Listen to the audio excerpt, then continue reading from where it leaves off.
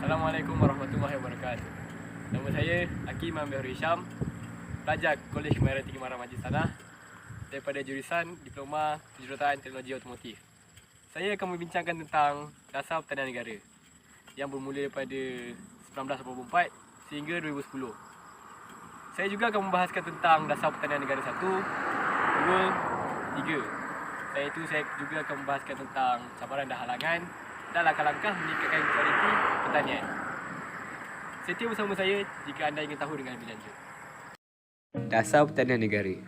Dasar Pertanian Negara dilancarkan pada 12 Januari 1984. Dasar Pertanian Negara terbahagi kepada 3, iaitu Dasar Pertanian Negara 1, Dasar Pertanian Negara 2 dan Dasar Pertanian Negara 3. Dasar Pertanian Negara juga memainkan peranan penting dalam pembangunan sosial dan ekonomi Malaysia. Ia juga mewujudkan peluang pekerjaan dan pendapatan kepada penduduk tempatan. Dasar Pertanian Negara 1.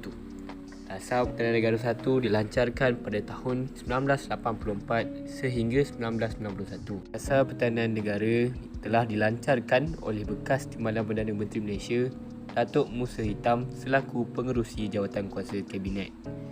Dasar ini dilaksanakan sepenuhnya di bawah Rancangan Malaysia yang kelima.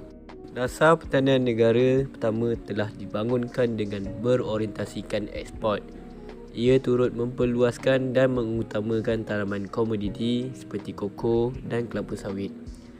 Pelaksanaan Dasar Pertanian Negara pertama telah menerima pelaburan daripada kerajaan dalam pembangunan infrastruktur serta pembukaan tanah-tanah baru untuk memajukan tanaman koko dan kelapa sawit.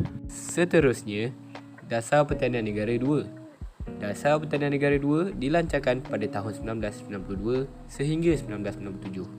Dasar Pertanian Negara kedua telah diwujudkan kerana Dasar Pertanian Negara yang pertama tidak berjaya serta penggunaan tenaga menurun. Dasar Pertanian Negara kedua mementingkan peningkatan produktiviti, kecekapan dan persaingan. Ia juga meluaskan kawasan penanaman seperti ladang kelapa sawit.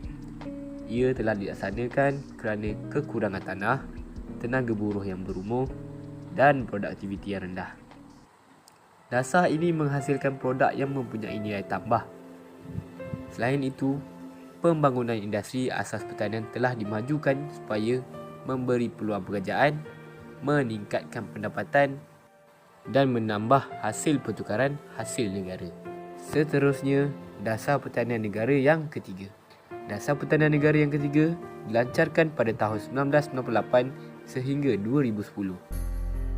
Matlamat utama Dasar Pertanian Negara yang ketiga adalah untuk memaksimalkan pendapatan melalui penggunaan sumber secara optimal dalam sektor ini. Ia meliputi usaha memaksimalkan sumbangan sektor pertanian kepada keluaran dalam negara kasar, pendapatan ekspor, pendapatan petani, penternak dan nelayan. Secara spesifiknya, matlamat utama Dasar Pertanian Negara yang ketiga adalah untuk meningkatkan sekuriti makanan, meningkatkan produktiviti dan daya saing sektor pertanian, mewujudkan sumber pertumbuhan yang baru untuk sektor pertanian, mengukuhkan pertanian dengan sektor-sektor lain dan memulihkan dan menggunakan sumber-sumber asli secara mapan.